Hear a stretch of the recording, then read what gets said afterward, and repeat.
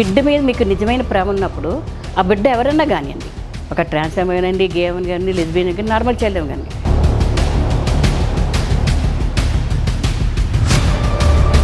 First తను గేన్ రాకముందు ఒక మాతృత్వం, గే అయిన తర్వాత గేకి తల్లిగా ఒక మాతృత్వం, తర్వాత ట్రాన్స్ అని చెప్పిన తర్వాత ట్రాన్స్జెండర్. ఒక రీసెంట్గా భూమి అనే అమ్మాయి న్యూస్ పేపర్లో కూడా చాలా వరకు వచ్చింది. ఆమె ఇలాగే ట్రాన్స్జెండరు, ట్రాన్స్ ఉమెను, తనకి ఒక పార్ట్నర్ ఉండి తన్ని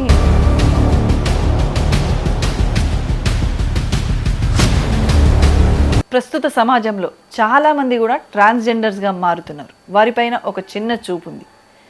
అసలు ఇటువంటి విషయాల మీద అవగాహన కల్పించడం కోసం అండ్ పేరెంట్స్ వారితో ఎలా మెసులుకోవాలి, ఎలా వారిని గుర్తించాలి అని వారి యొక్క సొంత ఎక్స్పీరియన్స్ని మన 144 టీవీ ఛానల్తో మరియు 144 టీవీ వ్యూవర్స్తో షేర్ చేసుకోవడానికి మన ముందుకు వచ్చారు Mukundamala, president of cure bandh parents association.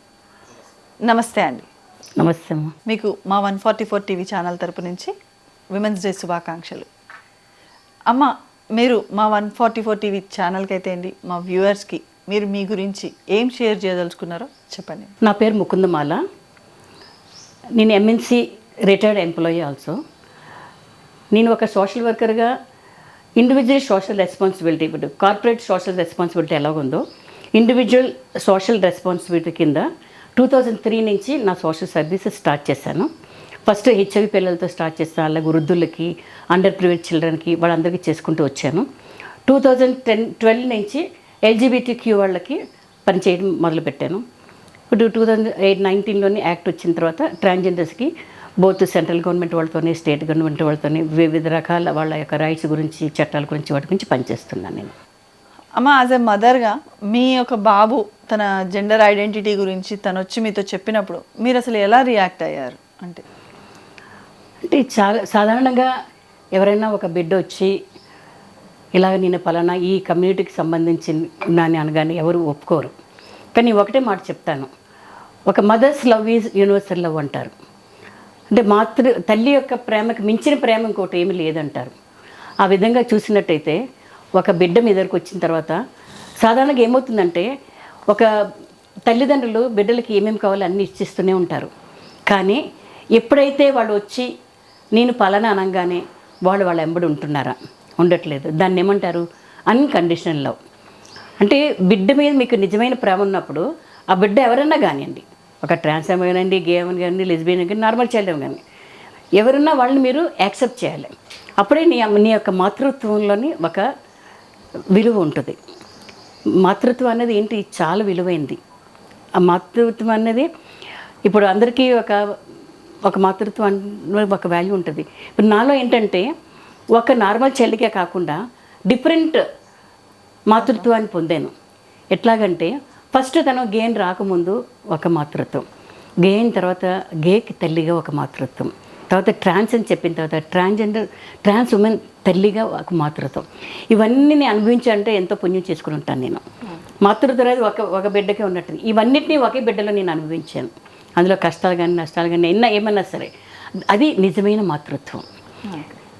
కొంతకాలం వరకు అందరూ నమ్మేవాళ్ళు, mother's love is universal love అన్నప్పుడు నేను నమ్ముతుండేదాన్ని. కొంతకాలం తర్వాత ఎప్పుడైతే ఈ పిల్లలతో నేను కలిసి వెళ్ళడము చేస్తున్నప్పుడు అది నిజం కాదనిపించింది. అది నా యొక్క పర్సనల్ వ్యూ అనమాట. అది చెప్పాను కదా, ఎంతవరకు అయితే వాళ్ళు నార్మల్ స్టిల్ ఉన్నప్పుడు మీరు అన్నీ ఇస్తారు, ఎప్పుడైతే వాళ్ళు పలానా అనగానే మీరు ఆ ప్రేమను మీరు పంచరు. అలాంటప్పుడు నేను ఒక మాతృత్వాన్ని, విలువైన మాతృత్వాన్ని అలా చెప్పగలుగుతాను. ఓకే. అంటే ఇప్పుడు ఇది మీరు యాజ్ ఎ మదర్గా యాక్సెప్ట్ చేశారు. మరి ప్రపంచానికి ఈ విషయం తెలిసినప్పుడు వారి నుంచి ఎటువంటి సిచ్యువేషన్స్ మీరు ఫేస్ చేశారంటే, అవమానాలు కానీ అట్లా ఎలా ఫేస్ చేశారు మీరు? అవి చాలా అవమానాలు, చాలా సిచ్యువేషన్స్ ఫేస్ చేశాను.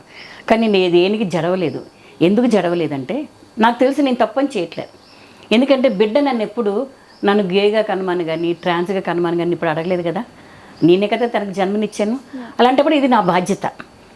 ఇప్పుడు సొసైటీ ఏమనుకుంటుందో ఏమో అని చెప్పేసి ఆ బిడ్డని ఇంట్లోంచి పంపించేశానంటే తను ఏం చేస్తుంది? సొసైటీ రానివ్వదు, సిబ్లింగ్స్ రానివ్వరు, చుట్టాలు రానివ్వరు. అంటే వాళ్ళు దేనికి వెళ్ళాలి? వాళ్ళ ట్రెడిషనల్ బిజినెసెస్ వాటికి వెళ్ళాలి. అది ఓకేనా ఒక తల్లికి? అది ఓకే. సొసైటీలో నేను చూస్తున్నది ఏంటంటే ఆ బిడ్డ నీ దగ్గర ఉండే నీ పరువు పోతుంది, సమాజం ఏమనుకుంటుందో అని దానికి భయపడతారు. కానీ అరే నా బిడ్డను వదిలేసుకుంటే ఆ బిడ్డ మళ్ళీ ట్రెడిషనల్ ప్రొఫెషన్స్కి వెళ్ళి తన ఆ దారుల్లోకి వెళుతుంది కదా అని దానికి ఓకే అంటారు. కానీ సమాజాన్ని మాత్రం ఫేస్ చేయడానికి ముందుకు రారు. నేను ఎందుకు రాలేదంటే నేను సమాజం గురించి బ్రతకట్లేదు, నేను నా బిడ్డ గురించి నా కుటుంబం గురించి బ్రతుకుతున్నాను. సమాజం నా దగ్గర లేదనుకో నేను బ్రతకగలుగుతాను, కానీ బిడ్డకి నేను లేకపోతే తన బ్రతుకు ఎంత కష్టం అనిపిస్తుంది. అట్ ద సేమ్ టైం బిడ్డ నా దగ్గర లేకపోతే నాకు కష్టమే. ఇప్పుడు నిజమైన మాతృత్వం అన్నప్పుడు ఆ బిడ్డని నేను వదులుకోలేనా? అదేవిధంగా నిన్ను చాలామంది ఫ్రెండ్స్ అందరు ఎప్పుడైతే నేను పలానా బిడ్డకి తల్లిని అనుకున్నారో స్నేహితులు చాలామంది majority people they stop talking to me, they stop inviting me for their functions. It's okay. ఫంక్షన్స్కి వెళ్ళకపోతే నాకేం లాస్ లేదు కదా, కానీ నేను నా బిడ్డతో లేకపోతే ఎంత లాస్. అంటే రిలేషన్స్ అనేవి పోతున్నాయి కదమ్మా, అప్పుడు అట్లా అనిపించలేదా మీకేం? I don't need such relationship. I need my relationship with my child, that is priority for me. వాళ్ళు ఉన్నా లేకపోతే నేను బ్రతకగలుగుతాను కదా. ఎగ్జాక్ట్లీ. అందులో ప్రపంచానికి జరగకూడదు, నేను తప్పు పని చేస్తే తప్పకుండా జరగాలి, ప్రపంచానికి జడ్సే అవసరం లేదు. ఇప్పుడు మీకు ఒక్కరే బాబా ఇంకెవరన్నా ఉండే? ఐ మీన్ ఒకటే అదృష్టం కొద్దీ ఒకటే బిడ్డ నాకు. ఒకటే బిడ్డ అంటే ఇప్పుడు మీ కుటుంబ సభ్యులు మీ రిలేషన్ ఉంటారు, దగ్గర రిలేషన్ వాళ్ళు ఎలా రియాక్ట్ అయ్యారు ఇటువంటి ఈ సిచ్యువేషన్లో? మా ఇంటి వైపు వాళ్ళందరూ, మా తల్లి వాళ్ళ ఇంటి వైపు వాళ్ళందరూ నన్ను తిట్టారు. ఎందుకు ఇన్నాళ్ళు మాతో చెప్పలేదు, ఎందుకు దాచేవు, మేము నీ కుటుంబ సభ్యులం కామా, ఆ కష్టాన్ని మేము పంచుకోలేమా అని వాళ్ళు తిట్టారు. తిట్టిన తర్వాత మా పాప అమెరికా నుంచి వచ్చిన తర్వాత 4 సంవత్సరాల నుంచి వచ్చిన తర్వాత తన్ని పిలిచి బెంగళూరులో ఒక రిసార్ట్లోని ఒక ఫంక్షన్ లాగా చేసి తనకి తన పేరు కొత్త పేరు అనౌన్స్ చేసి మా ఫ్యామిలీ మెంబర్స్ అందరూ ఒక 50 మందిని నిలబెట్టి అలా చేశారు. కానీ మా హస్బెండ్ తరపు వాళ్ళు చాలా మంచివాళ్ళు, చాలా ప్రేమ చూపిస్తారు. కానీ ఒకటి ఏంటంటే వాళ్ళకి దీని గురించి తెలియదు, దీని గురించి అవగాహన లేదు అస్సలు. అందువల్ల వాళ్ళు నాకు సహకరించట్లేదు కదా, మా పాప గురించి అడగట్లేదు కదా, దీని గురించి ఏం మాట్లాడరు కదా, నీ కోపం తెచ్చుకోకూడదు. కోపం తెచ్చుకుంటే ఏమవుతుంది, ఇప్పుడు సొంత తల్లిదండ్రులను వాళ్ళని యాక్సెప్ట్ చేయడానికి టైం తీసుకుంటున్నారు. నా కథ వేరు, నేను ఆన్ ది స్పాట్ నేను యాక్సెప్ట్ చేసేసాను. అలాంటిది మా చుట్టాలందరూ ఇమ్మీడియట్గా అర్థం చేసుకోవాలంటే అది మీనింగ్లెస్. కానీ వాళ్ళకి నేను ఏం చేయాలి, వాళ్ళతో పాటు వెళ్ళాలి. నేను మా ఇంట్లో పెద్ద కోడల్ని, వాళ్ళతో పాటు వెళ్ళాలి, వాళ్ళతో పాటు మసులుతుంటేనే వాళ్ళకి నేను ఎడ్యుకేట్ చేయాలి. ఈ సొసైటీలో అవేర్నెస్ లేదు లేదు లేదు అంటున్నారు. ఆ అవేర్నెస్ ఎవరు తీసుకురావాలి? మేమే తీసుకురావాలి, మా బిడ్డలే తీసుకురావాలి, వాళ్ళ తల్లిదండ్రులే తీసుకురావాలి. కానీ యాజ్ ఎ విమెన్గా అంటే ఎప్పుడైనా కూడా స్త్రీ ఏ విషయాన్ని కూడా ఓపెన్ అయి చెప్పలేదు. అంటే స్టిల్ పాస్ట్ డేస్ చూసుకున్నా ఈ రోజు వరకు కూడా ఏది ఓపెన్ అయి చెప్పలేదు. అటువంటిది మీరు అసలు ఈ సిచ్యువేషన్ని ఫేస్ చేయడం ఒక ఎత్తు అయితే దాన్ని సొసైటీలో మీరు ఎట్లా యాక్సెప్ట్ చేస్తారు అసలు? అంటే మీ ఫ్యామిలీ ఎంత మీకు అంటే ఆ పెయిన్ ఇవన్నీ షేర్ చేసుకోవాలి ఎవరితోనన్నా, అట్లా ఎప్పుడు అనిపించలేదా మీకు? అంటే నాకు అబద్ధం చెప్పడం ఇష్టం ఉండదు. ఓకే, అందరూ అడుగుతారు కదా, మీ అబ్బాయిది ఎంబీబీఎస్ అయిపోయింది ఇంకా పెళ్లి చేస్తావా, సంబంధాలు వస్తాయి. అలాంటప్పుడల్లా 1 సంవత్సరం ఆగండి, 2 సంవత్సరాలు ఆగండి, పిహెచ్డీ దావా చేస్తాం, అది చేస్తామని అలాంటి అబద్ధాలు చెప్పడం నాకు ఇష్టం లేదనమాట. అది కాకుండా ఎందుకు నీ ఓపెన్ అయ్యానంటే, ధైర్యంగా ఎందుకు ఓపెన్ అయ్యంటే నేను తప్పు పని చేయలేదు. నేనేం తప్పు పని చేయలేదు, నా బిడ్డ ఏం తప్పు పని చేయలేదు. అలాంటప్పుడు సొసైటీ దాచుకొని భయపడిపోయి నేను ఎందుకు దాచుకోవాలి, నా లోపల నేను ఎందుకు ఉండాలి. అందువల్ల నేను ముందు నుంచి నేను ఓపెన్గా బయటకు రావడం, అందరితో మాట్లాడము చేయడం అంతా చేశాను. మా ఆఫీసులో ఒకరు అడిగారు, మళ్ళీ ఓకే ఫస్ట్ తను గే అని అనుకున్నాడు, తర్వాత ట్రాన్స్ అని తను ఐడెంటిఫై చేసుకుందనమాట. ఓకే మీ బిడ్డలాగా అది కరెక్టే, కానీ ఎందుకు అందరితో వచ్చి చెప్పుకోవాలి అంటే వాళ్ళకి బ్యాడ్ ఇంటెన్షన్ ఏం లేదు, కానీ సొసైటీ నేను ఫేస్ చేయాలి కదా అని వాళ్ళ ఉద్దేశం అనమాట. అందుకే నేనేమన్నానంటే ఈరోజు మనం all civil rights, fundamental rights ఈరోజు మనం అనుభవిస్తున్నామంటే ఎవరి వల్ల అనుభవిస్తున్నాము? మన ఫ్రీడమ్ రైటర్స్ ఆ రోజుల్లో వచ్చి ఆ బ్రిటిష్ వాళ్ళతో కొట్లాడి తన్నులు తిని పాపం జైళ్ళకి వెళ్ళి ప్రాణాలు కోల్పోయి అవన్నీ త్యాగాలు చేస్తే మనం ఈరోజు ఇవన్నీ అనుభవిస్తున్నాం. అదేవిధంగా ఈ కమ్యూనిటీ పిల్లలు ఇప్పుడు కాకపోయినా ఫ్యూచర్లో వాళ్ళకి ఈ హక్కులను కావాలి. ఈ పిల్లలందరూ ఎవరు? ఈ ట్రాన్స్జెండర్స్ కానీ ఎల్జిబిటీ గేస్ కానీ వాళ్ళందరూ ఎవరు? వీళ్ళందరూ కూడా ఈ సమాజంలో పుట్టిన వాళ్ళే, సెక్షువల్ కపుల్కి పుట్టిన వాళ్ళే, పుట్టుకతోనే వాళ్ళు అన్ని రాజ్యాంగ హక్కులతో పుట్టారు. వాళ్ళు మనకి ఏమాత్రం అర్హత లేదు, వీళ్ళకి హక్కు ఇవ్వడానికి లేదనడానికి అర్హత లేదు. ఓకే, ఇప్పుడు మీ పాప చేంజ్ అయ్యారు కదా, మరి వారు ఏం చదువుతున్నారు అంటే ఏం ఎడ్యుకేట్ యుఎస్ నుంచి రిటర్న్ అన్నారు కదా, ఏం చదివారు వాళ్ళు? అంటే ఏఎస్ నుంచి ఇంకా రాలేదు. తను ఎంబీబీఎస్ ఉస్మానియాలో చదివింది. ఓకే. ఆ చదువుతున్నప్పుడే చాలా ఇబ్బందులు పడింది. బుల్లింగ్ కానీ హెరాస్మెంట్ కానీ ఏం చేసిందో తెలియదు. కానీ అమెరికాకి వెళ్ళి మధ్యలో వెకేషన్లో వచ్చినప్పుడు ఏదో ఒక మాట సందర్భంగా వచ్చింది. నాకు MBBS document is black document, MBBS days are black days for me అన్నది. But I never asked her అనమాట, ఏమైంది నాన్న అని అడగలేదు. ఎందుకు అడగలేదంటే ఆమెని మళ్ళీ వెనక్కి రోజులకి తీసుకెళ్ళడం నాకు ఇష్టం లేదనమాట. ఓకే. ఆ విధంగా నేను ఎప్పుడైతే తను ముందుకు వచ్చిందో, ఈ కంట్రీలో నువ్వు ఉండలేవు నాన్న, ఈ కంట్రీ విడిచిపెట్టి వెళ్ళాలి అన్నాను. అప్పుడు ఏమన్నది ఎంబీబీఎస్ ఫస్ట్ ఇయర్లోని, నేను ఎందుకు మమ్మీ ఈ కంట్రీ విడిచిపెట్టి ఎందుకు వెళ్ళాలి? నేను ఈ గడ్డ మీద పుట్టాను, ఈ గడ్డ మీదే నా హక్కుల గురించి పోరాడతాను, నా హక్కులు సాధించుకుంటాను అన్న మనిషి ఎప్పుడైతే ఎంబీబీఎస్ అయిపోయిందో అప్పుడు తను రియలైజ్ అయింది, no this is not the list for me, I can't continue my education అని చెప్పి తను యూరప్కి వెళ్ళిపోయి అక్కడ ఎంఎస్ జెరంటాలజీ చేసింది. మళ్ళీ ఇండియాకి వచ్చింది, నిమ్స్లోని జీరియాట్రిక్ మెడిసిన్ చేసింది. మళ్ళీ ఇప్పుడు అమెరికాకి 2016లో వెళ్ళిపోయింది. PhD almost done, paper submit చేస్తున్నది అనమాట. అది కూడా పిహెచ్డి కూడా gerontology, one of her papers LGBT QI ageing మీద చేస్తున్నది అనమాట. అంటే ఇప్పుడు చిన్నప్పటి నుంచి తను నార్మల్గానే ఉండేనా? ఇప్పుడు అబ్నార్మల్ చైల్డ్స్ ఇట్లా డిఫాల్ట్స్ అనేది మనం కనుక్కుంటాం కదా, అట్లా వీళ్ళల్లో ఏ లక్షణాలను చూసి మనం గుర్తించవచ్చు యాజ్ ఎ పేరెంట్గా? అంటే వీళ్ళకి ఏ ఏజ్లో చాలామంది ప్రశ్న అడుగుతారు, మీకు పుట్టినప్పుడే తెలియదా? మా కుటుంబ సభ్యులు కూడా అడిగారు, మీరు ఎందుకు దాచారని. పుట్టినప్పుడే తెలియదు. ఇంటర్సెక్స్ అయితేనే వాళ్ళకి 2 అంగాలతో పుడతారు కనుక తెలుస్తుంది. కానీ ఎల్జిబిటిక్యూ వాళ్ళందరికీ మొత్తానికి అందరికీ పుట్టంగానే తెలియదు, పెట్టదు. వాళ్ళు ఐడెంటిఫై, ఇప్పుడు పిల్లలు పుడతారమ్మా, పుట్టంగానే ఏం చేస్తారు, డాక్టర్ వస్తారు, మీకు అబ్బాయి అమ్మాయి పుట్టారని చెప్పేస్తారు. ఓకే, వాళ్ళ అంగాలను చూసి చెప్పేస్తారు. దాన్ని కూడా మనం నమ్మేస్తాం. ఇప్పుడు పుట్టిన వెంటనే ఆ బిడ్డకు కూడా తను మగోడు ఆడబిడ్డ బిడ్డకు తెలియదు. వాళ్ళు పెరుగుతూనే తెలుస్తుంది, నేను ఆడబిడ్డని నేను మగబిడ్డని తెలుస్తుంది. అదే తీరులోని వీళ్ళకు కూడా అలాగే డిఫరెన్సెస్ తెలుస్తుంటుంది. ఆ ఏజ్లోనే మనకి చెప్పలేము. పెరుగుతున్న కొద్దీ వాళ్ళ సెక్షువల్ ఓరియంటేషన్ కానీ జెండర్ ఐడెంటిటీ కానీ పెరుగుతున్న కొద్దీ వాళ్ళకి తెలుస్తుంది అన్నమాట. ఓకే. ఒకవేళ పిల్లలే వచ్చి వాళ్ళు ఇలా అయ్యారు, వాళ్ళ బాడీలో ఇటువంటి మార్పులు వచ్చాయి అని చెప్పినప్పుడు పేరెంట్స్ ఎలా రిసీవ్ చేసుకోవాలి, ఎలా రియాక్ట్ అవ్వాలంటారు? అమ్మ, ఇది చాలా చాలా కష్టమైన పరిస్థితి ఏ తల్లిదండ్రులకైనా సరే. అంతవరకు వాళ్ళు ఎన్నెన్నో కళ్ళు కంటూ ఉంటారు.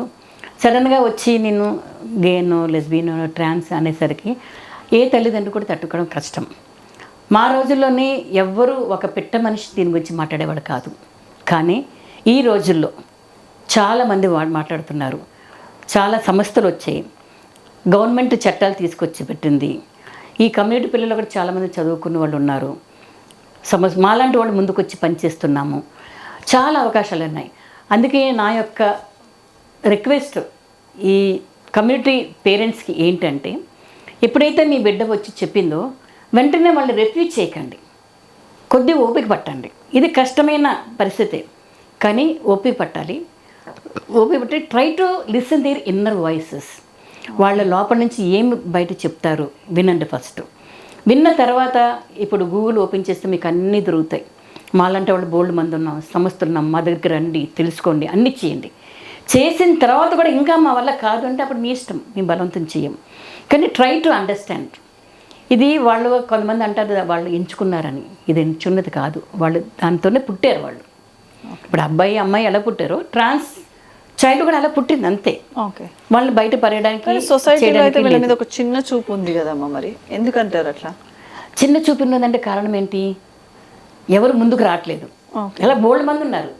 ఇప్పుడు ఎక్కువగా వస్తున్నారు. ఇప్పుడు 4-5 సంవత్సరాల నుంచి ఎక్కువ వస్తున్నారంటే చాలామంది నేను ప్రశ్నిస్తారు, ఆ రోజుల్లో ఇలాంటి వాళ్ళు ఎవరు లేరు కదా, ఇప్పుడు ఎక్కడి నుంచి పుట్టుకు వస్తున్నారు వాళ్ళని. ఆ రోజుల్లో కూడా ఉన్నారు, కానీ ఎవ్వరు మాట్లాడేవారు కాదు. అలా మాట్లాడి బయటకు వచ్చినా సరే వాళ్ళని ఇంట్లోంచి పంపించడమో చంపడమో గెలవో ఏవో జరుగుతాయని భయంతో వాళ్ళు అలాగే ఉండి పాపం వాళ్ళ యొక్క కోరికలన్నీ చంపుకొని పెట్టుకొని అలా బ్రతుకుతుండేవాళ్ళు. ఇప్పుడు జనరేషన్ మారింది కదమ్మా. జనరేషన్ మారితో పాటు వాళ్ళకు గూగుల్లో కూడా అన్నీ వస్తున్నాయి, చదువుతున్నారు, పెడుతున్నారు, అలాగే ముందుకు వస్తున్నారు, ధైర్యంగా ముందుకు వస్తున్నారు. ఎవరైతే ముందుకు వస్తున్నారో తల్లిదండ్రులు సహకరించండి. వాళ్ళతో పాటు మీరు జన్మనిచ్చారు, ఎవరు బాధ్యత? తల్లిదండ్రులు బాధ్యత. మీరు వాళ్ళని అండర్స్టాండ్ చేసుకొని వాళ్ళ ఇళ్ళ నుంచి పంపించుకోకుండా మీతో పాటు పెట్టుకొని వాళ్ళ కెరీర్ని మీరు సెటిల్ చేయండి. ఇప్పుడు నేను కూడా ఆ రోజు మా బిడ్డని సమాజానికి భయపడి నేను బిడ్డని పడిపోయింది, ఈరోజు ఆ బిడ్డ ఎక్కడుండేది? నా బాధ్యత కనుక ఈరోజు మంచి స్థాయిలోకి రాగలిగాను. అందరూ ఆ స్థాయికి తీసుకురాకలేదు, పిహెచ్డి డాక్టర్గానే తీసుకురాకలేదు. వాళ్ళు ఎందులో అయితే క్యాపబిలిటీ ఉందో అందులోనే తీసుకొచ్చి వాళ్ళ కాళ్ళ మీద వాళ్ళు నిలబెట్టేటట్టుగా చేశారంటే మీరు పెద్ద పుణ్యం చేసుకుంటారు దాన్ని. అది మీ యొక్క బాధ్యత కూడా. అమ్మ, ఇప్పుడు ట్రాన్స్జెండర్కి ఒక చట్టం వచ్చింది. ఆ చట్టంలో ఎటువంటి మార్పులు వచ్చాయి, లేదా ఆ చట్టం వల్ల ట్రాన్స్జెండర్స్కి ఎటువంటి మార్పులు వచ్చినాయి? అంటే వాళ్ళ యొక్క లైఫ్ స్టైల్ ఏమైనా మారిందంటారా? 2018లో ఒకటి వచ్చిందమ్మా, 377 సెక్షన్ డీక్రిమినలైజేషన్ అని. దాని కింద అంటే ఏంటంటే ఇది హోమోసెక్షువల్ అంటారు, స్వలింగ అది అంటారు కదా. దాంట్లోని వాళ్ళు ఏం చెప్పారంటే పబ్లిక్లా చేసుకోకూడదు. ఒక అబ్బాయి కానీ అమ్మాయి కానీ ఎవరైనా సరే వాళ్ళ గదుల్లో వాళ్ళు ఉండొచ్చు, వాళ్ళ గదుల్లో ఏమన్నా చేసుకోవచ్చు, దట్ ఈస్ నాట్ ఇల్లీగల్. కానీ వాళ్ళు బయటకు వచ్చి ఇలా అంతా చేయకూడదని ఒక చట్టం వచ్చింది. అంత ముందు వరకు ఆ చట్టం ఏమి లేదు. వీళ్ళు కూడా ఎవరైనా కలిసినాడు, అబ్బాయి చేతులు పడుకున్నాడు వాళ్ళన్నా పెట్టాలన్నా, వీళ్ళ మీద ఎవరైనా అనుమానం వచ్చినా వాళ్ళు పోలీస్ స్టేషన్ తీసుకెళ్ళడము, హెరాస్ చేయడం అన్నీ జరుగుతుండేది అనమాట. అది తగ్గింది ఇప్పుడు. ఈ చట్టం వచ్చిన తర్వాత ఒక అబ్బాయి కానీ అమ్మాయి కానీ వాళ్ళ గదిలో వాళ్ళు ఏమైనా చేసుకొచ్చి పెట్టుకోవచ్చు. ఆ చట్టం 2018లోనే సెప్టెంబర్లోనే 6th అది 377 డీక్రిమినలైజేషన్ ఒకటి వచ్చిందనమాట. 2019లోనే ఒక యాక్ట్ వచ్చింది, ట్రాన్స్జెండర్ రైట్స్ ప్రొటెక్షన్ యాక్ట్ అని 2019లో వచ్చింది. సబ్సిక్వెంట్గా దాన్ని కొద్ది మోడిఫికేషన్ చేసాం. 2020లోని ట్రాన్స్జెండర్ రైట్స్ ప్రొటెక్షన్ రూల్స్ కూడా వచ్చిందనమాట. దీని రావడం వల్ల ఏమైందంటే అంతకుముందు వీళ్ళకి ఒక గుర్తింపు కార్డులు ఉండేవి కాదు. తల్లిదండ్రులు వాళ్ళందరూ ఇంట్లోంచి బయట పంపించేసి ఒక రేషన్ కార్డు ఉండదు, ఏది ఉండదు అనమాట. వాళ్ళు ట్రాన్స్జెండర్ అని ఒక గుర్తింపు కార్డు కావాలంటే అప్పుడు ఒక కమిటీ ఉంటుండేది. ఆ కమిటీకి వెళ్ళాలి. అక్కడ ఒక డాక్టరు, పోలీసు, గవర్నమెంట్ అఫీషియల్ వీళ్ళందరూ ఉంటారు. అక్కడికి వెళ్ళిన తర్వాత వాళ్ళు ఏంటంటే ప్రూవ్ చేయాలి, వాళ్ళ బాడీని ప్రూవ్ చేయాలి. అది చాలా దారుణం కదా. ఇప్పుడు నేను ఒక లేడీ అని నేను ఎక్కడికి వెళ్ళి నా బట్టలు ఇప్పి నేను చూపించట్లేదు కదమ్మా. అలాంటిది వాళ్ళు ఎందుకు చూపించాలని అప్పుడు ఆ చట్టంలో ఏం చెప్పారంటే ప్రతి ఒక్క సిటిజన్కి హక్కు ఉంది ఏంటంటే సెల్ఫ్ ఐడెంటిటీ. నేనే చెప్పుకుంటాను అనమాట. నేను ట్రాన్స్ అని చెప్పుకుంటాను. అది ఎవరు నన్ను ప్రశ్నించడానికి ఉండదన్నమాట. అలాగే వాళ్ళు ఒక ఎఫిడవిట్ చేశారంటే ఎఫిడవిట్తో వాళ్ళ గుర్తింపు కార్డు రావడానికి వాళ్ళు ఏం చేశారంటే central government national transgender portal అని ఒకటి వచ్చింది. అది 2020 నవంబర్ 26th లాంచ్ చేశారనమాట. దాని ద్వారా వీళ్ళు ఈ ట్రాన్స్జెండర్ ఐడి కార్డు తీసుకోవచ్చు. వీళ్ళకి ఏం పెద్ద డాక్యుమెంట్స్ ఏం అక్కర్లేదు, ఇంట్లోనే కూర్చోవచ్చు. ఏదైనా ఒక ఇంటర్నెట్ సెంటర్కి వెళ్ళి అక్కడ చేసుకోవచ్చు. ఒక ఎఫిడవిట్ సెల్ఫ్ ఎఫిడవిట్ అన్నమాట. దాంట్లోని నా పేరు సో, నేను ముందుగా అబ్బాయిగా ఉన్నాను, ఇప్పుడు నా పేరు ఇది, ఇప్పుడు నా జెండర్ మార్చుకున్నాను, నేను అమ్మాయిని అని ఒక అఫిడవిట్ చేసుకోవాలన్నమాట. చేసుకొని పాత ఆధార్ కార్డు ఏది ఉంటే పెట్టుకొని ఒక గవర్నమెంట్ ప్రూఫ్ డాక్యుమెంట్ పెట్టుకొని వాళ్ళు దానిలోనే అప్లై చేసుకుంటే వాళ్ళకి ట్రాన్స్జెండర్ ఐడి కార్డు ఒకటి వస్తుందన్నమాట. తర్వాత ఈ మధ్యనే ఒక ఎకనమిక్ రీహాబిలిటేషన్ స్కీమ్ అని వచ్చారు. దాంట్లో కొన్ని లోన్స్ ఇస్తున్నారు. ఇప్పుడు రీసెంట్గా మనకి ఉస్మానియా మెడికల్ హాస్పిటల్లోని ట్రాన్స్జెండర్ క్లినిక్ ఒకటి స్టార్ట్ చేశారు. తర్వాత వీళ్ళకి లీగల్గా ఎక్కడికైనా వెళ్ళాలంటే ఏ లాయర్ రానివ్వరు, ఏ కోర్టులోని గడప తొక్కడానికి అవకాశాలు ఉండదు. అందుకే మేమందరం కలిసి ఇప్పుడు నేను ఏం చేసినా సరే మాకు ఒక కలెక్టర్స్ కొంతమంది ఉన్నారు, కమ్యూనిటీ పిల్లలు అందరూ ఉన్నారు, అందరం కలిసి ఈ పని చేస్తుంటాం అనమాట. అలాగే ఇప్పుడు డిస్ట్రిక్ట్ లీగల్ సర్వీసెస్ అథారిటీ అని అన్ని డిస్ట్రిక్ట్స్లో ఉంటుంది. ఆ డిస్ట్రిక్ట్లోని ఫ్రీ సర్వీసెస్ ఎవరెవరికి ఇస్తున్నారు, వృద్ధులకు ఇస్తున్నారు, సీనియర్ సిటిజన్స్కి ఇస్తున్నారు, మహిళలకు ఇస్తున్నారు, డిజబిలిటీ పిల్లలకి అందరికీ ఇస్తున్నారు అన్నమాట. వాళ్ళని వెళ్ళి మేము రిక్వెస్ట్ చేసిన తర్వాత LGBTQ అందరి పిల్లలు కూడా అందులో యాడ్ చేశారనమాట. యాడ్ చేసిన తర్వాత ఇప్పుడు కమ్యూనిటీలోని ఎలాంటి సమస్యలు ఏమి వచ్చినా చేసినా సరే అక్కడికి వెళుతున్నారు, వాళ్ళు ఈ సమస్యలను తీరుస్తున్నారు. ఒక రీసెంట్గా భూమి అనే అమ్మాయి న్యూస్ పేపర్లో కూడా చాలా వరకు వచ్చింది. ఆమె ఇలాగే ట్రాన్స్ ఉమెన్, తనకి ఒక పార్ట్నర్ ఉండి తనని మోసం చేస్తే అది మన Rangareddy district legal services authority వాళ్ళు దాన్ని కేసు తీసుకొని ఒక లాయర్ని ఇచ్చారు, అంతా ఫ్రీ ఆఫ్ కాస్ట్. ఆ కేసును సక్సెస్ చేశారు, ఆ పాపకి న్యాయం చేశారనమాట. అలా లీగల్ సర్వీసెస్ అవుతున్నది. కమింగ్ టు పోలీస్ అనమాట. పోలీసులు కూడా వీళ్ళందరూ చూడగానే చీదరించుకుంటారు, వాళ్ళు కొడతారు, పెడతారు. పోలీస్ కంప్లైంట్ ఇద్దామంటే వాళ్ళు తీసుకోరు, ఇవన్నీ చాలా వివక్షత వస్తుండేది. దాన్ని కూడా ఇప్పుడు ప్రైడ్ సర్కిల్ అని ఒకటి ఓపెన్ చేశారు. మళ్ళీ ప్రైడ్ ప్లేస్ అని ఉమెన్స్ వింగ్ లక్టికప్పలో ఒకటి ఉంది. అక్కడ కూడా ఎక్స్క్లూజివ్లీ ఫర్ ఎల్జిబిటీ కమ్యూనిటీ వాళ్ళకి ఏ సమస్యలు ఉన్నా అక్కడ వెళ్ళి చెప్తే వాళ్ళు కూడా సహాయం చేస్తున్నారు. ఈ విధంగా ఈ చట్టం వచ్చిన తర్వాత ఇవన్నీ వచ్చినాయి. ఇప్పుడు ఎంఎన్సీస్లో కూడా జాబ్స్ చదువుకున్న పిల్లలు చాలామంది ఉన్నారు. వాళ్ళకి జాబ్స్ ఇప్పుడు ఈ చట్టం వచ్చిన తర్వాత ఇప్పుడు మైక్రోసాఫ్ట్ అని, కాగ్నిజెంట్ అని, డెల్ అని, డెలాయిట్ అని వీళ్ళందరూ ముందుకు వస్తున్నారు. వాళ్ళకి కూడా మేము వెళ్ళి కొద్దిగా అవేర్నెస్ ప్రోగ్రామ్స్ అన్ని చేసాము. ఇప్పుడు వీళ్ళకి కూడా జాబ్స్ అది ఇవ్వడం స్టార్ట్ చేసేసారు. ఓకే, మీరు మా 144 టీవీ ఛానల్ తరపు నుంచి ప్రపంచానికి ఏం మెసేజ్ ఇవ్వాలనుకుంటున్నారు? ఈ ప్రపంచం మొత్తానికి నేను చెప్పేదంటే, ఇన్నాళ్ళు మీరు ఒక్క ఆడ మగనే ఆలోచిస్తున్నారు, దాన్ని మర్చిపోండి. ఇప్పుడు అది కూడా ఇన్నాళ్ళు మనకి ఇంటర్నెట్ లేదు, ఏం లేదు కదా, ఎవరు పిల్లలు బయటకు రాలేదు, పెట్టలేదు. ఇది వాళ్ళు ఎంచుకున్నది కాదు. దయచేసి అది మీరు ఆలోచించాలి. అమెరికన్ సైక్రాటిస్ట్ సొసైటీ కానీ, ఇండియన్ సైక్రాటిస్ట్ సొసైటీ కానీ, వీళ్ళందరూ WHO, వరల్డ్ హెల్త్ ఆర్గనైజేషన్ వీళ్ళందరూ ముందుకు వచ్చారు. దీనిని డిసీజ్ లిస్ట్లో నుంచి తీసేశారు, పక్కకు పెట్టారు. ఇది వాళ్ళ యొక్క బయలాజికల్ డిజార్డర్ అని చెప్పేసి అన్నారు. అందువల్ల వాళ్ళని కన్వర్షన్ థెరపీ ఇచ్చి వాళ్ళని మారుద్దామని కానీ అలాంటివన్నీ చేస్తారు కంటే అవన్నీ ఇల్లీగల్ అవుతుంది ఇప్పుడు. దానివల్ల మీకే చట్టపరంగా మీకు ప్రాబ్లమ్స్ వస్తాయి. అందుకే వాళ్ళు ఎలాగ పుట్టారో అలాగా వాళ్ళకి ఎలా జీవించాలో అలా జీవించేటట్టు చేయండి. ఇది సొసైటీ అందరూ అర్థం చేసుకున్నారనుకోండి, సొసైటీలో అంటే డిస్క్రిమినేషన్ రాదు. వాళ్ళ యొక్క తల్లిదండ్రులు కూడా వచ్చి అయ్యో సొసైటీకి భయపడదాము అన్న ఆలోచన కూడా రాదు. ఈ కమ్యూనిటీ యొక్క తల్లిదండ్రులు కూడా ఒకే రిక్వెస్ట్ ఏంటంటే, దయచేసి వాళ్ళ వెంబడి నిలబడండి. వాళ్ళ కాళ్ళ మీద మనం తర్వాత ఆ పిల్లల్ని ఎవరు చూస్తారు? సొసైటీ చూడదు, సిబ్లింగ్ చూడరు, ఎవరు చూడరు. అలాంటిది మీ బిడ్డల్ని మీరు ఈ సొసైటీలో విడిచిపెట్టి, ఈ ప్రపంచాన్ని విడిచిపెట్టి మీరు ఎలా వెళ్తారు?